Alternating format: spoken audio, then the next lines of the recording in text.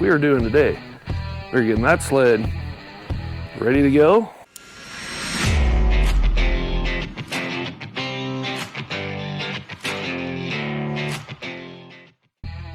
So when we parked that last year, that thing was making a god-awful sound. And I was like, man, what the hell is going on? Clutches weren't working right. Nothing was working right on that thing. What it was this little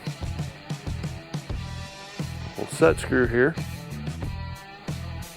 that holds your weight in your clutch. And what that did is it backed out, which took off about 3 grams on one side of the clutch. That's not crazy talk. And centrifugal clutch, you want that pretty much dialed in. So tore that apart and looked at it yesterday, and well, come to find out we had the ramps were pretty much shot. You can see in there, they're pretty much shot. Well, duh.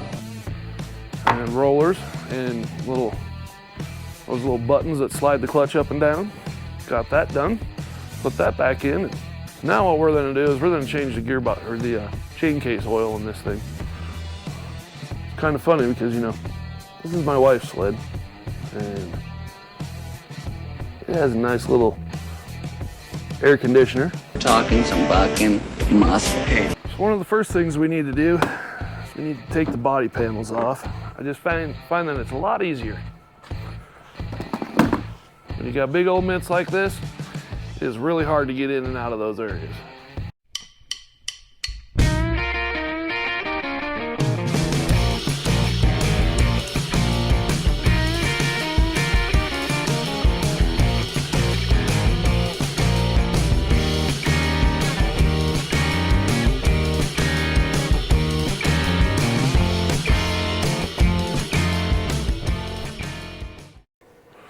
So the next step, what you want to do is you want to get in here.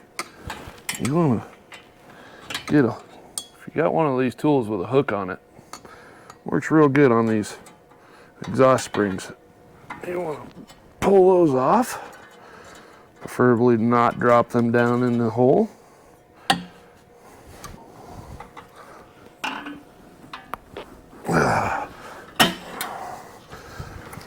Oh. Damn it, Kyle. Just what I didn't want to do.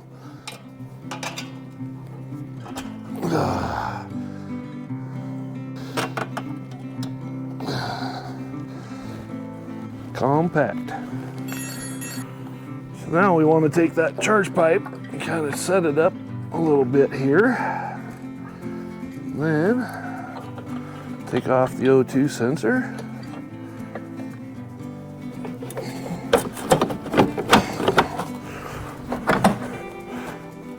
It's always so handy. All right, what you want to do is just get it far enough out of the way. You don't want it to be, if you take it all the way out, you got to unhook the coolant lines and some oil lines and some other stuff. This is real simple right here. Just get it out of the way so that we can get back to this chain case. So next step we need to do is break out all these 10 millimeters and see if I got one. First of all, I'm sure I've got about 40 somewhere laying around the shop. I don't really know where they all are. After a thorough looking in my shop, I found the 10 millimeter. So, what you want to do, you're going to just break these loose. They shouldn't be very tight, because if they're too tight, then you have some major issues. You'll end up stripping them out. And it's just a very unhappy scenario, I can tell you that right now. Don't ask me how I know that. There's a little drain hole right down in there. I don't know if you can see it, it's just like right here. That's pretty much where they expect you to drain that whole case at.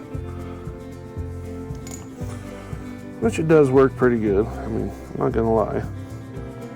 At least they did put a drain hole right there. Tell you what, if that hole's plugged in anyway, yeah, you have a pretty unhappy day, because then it goes all over. And the oil don't look too bad. It could be worse. I've seen worse. I'm not seeing a whole bunch of metal flakies. Both the United States and the European Union have declared graphite a supply critical mineral. I feel like it was a little loose last year. Of course, couldn't really tell with that nice clutch scenario that we had going on. Pop this little filler off. Maybe, if it ain't cooked. There we go. God damn it! Are you trying to ruin me?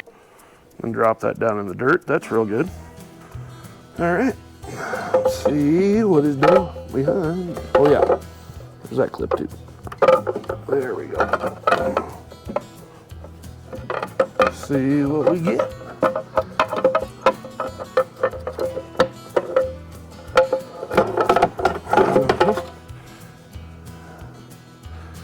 Yeah.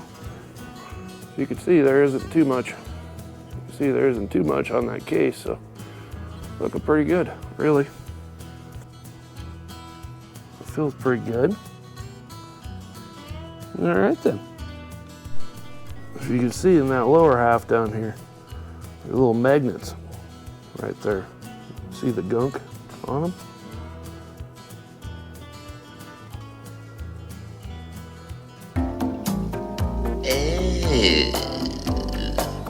Definitely want to clean that off because that's where all the metal collects, on those magnets there. Key point, don't forget to do that. I don't know how well you're going to be able to see it in there, but see those little things there? Those are little magnets that when this oil runs around here, catches up any little pieces of metal that chain creates, sticks to that so it's not running in all your bearings and everything else. Very important to clean that off every time. So my rule of thumb on how tight you need a chain when it's cold, should be able to move it about a 1/4 inch. That's just a good reference. If you can see, that's about a 1/4 without a lot of force, but you don't want no slop in it. All right, let's get the cap back on, put some oil on her. So what I like to do is I like to wipe it out with a rag or something on the inside of that just to get all the gunk out around that gasket. Very important. On the end of that plug there's another magnet that you got to clean off. And it is real hard to get that thing out of there. Best way I found out is 8mm with a 12-point socket end on it. Fits right over the top of it. So this is the oil that I use. AMSOIL chain and gear oil. I've used it forever and it works great. Never had any problems with it ever. You just start filling. Once it starts coming out of that plug, you kind of let it run out of there a little bit until it equalizes itself out. And then don't forget to tighten that plug. That is very important. And it's time to put the turbo back on. I also went through and tightened up all the bushings on the charge pipe for the turbo so I wouldn't have any turbo leak. Took some Teflon tape and wrapped that up and tightened her back down so I wouldn't have a boost leak right there. Everything's back together. If you look at that hood, it's got a nice little crack on it. Pretty sure it got introduced to a tree at one time. I'm not naming any names that hit that. Pretty sure it wasn't me. I'm going to take some zip ties, drill a couple holes, zip tie that hood back together. All right, got it all back together. Got the hood all stitched together. Nothing says temporarily permanent like a set of zip ties on a hood of a snowmobile. Just, yeah, that'll be there forever. Thought I'd throw in a little bit of yellow just cause. All right, I think we're ready to take her for a down and back.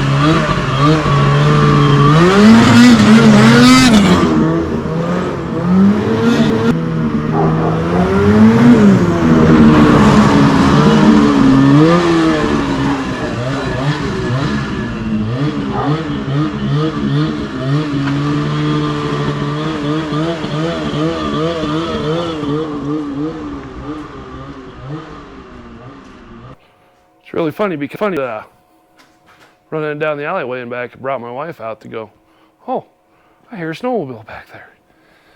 Well, she's still a runner. Probably need to do a little more adjustment on that clutch. I was wrapping to about 72 down the alleyway, but that's some hard packed snow, and that's really, yeah. Need to get her up on the mountain, do some tuning with that clutch a little more. But I think if I do that a couple more times, I'll probably have the cops on my ass, so I ain't gonna do that anymore. At least not today. So that's how you change some oil in a chain case in a 2014 Skidoo Summit. I know it isn't really that important, but it's still important. Every little part of maintenance is important. You run that thing 5 or 6 times a year, that chain case starts throwing some metal around there, and before you know it, you have some bearings out. So it's always a good idea just to change that when you get a chance. Yeah, it had a turbo on it. Yeah, big pain in the ass, but if you just work at it, you'll get her. So, but anyways, like, subscribe, do all the little ding-dong things that YouTube wants you to do, and we'll be seeing you next time, guys. Keep her out of the ditch.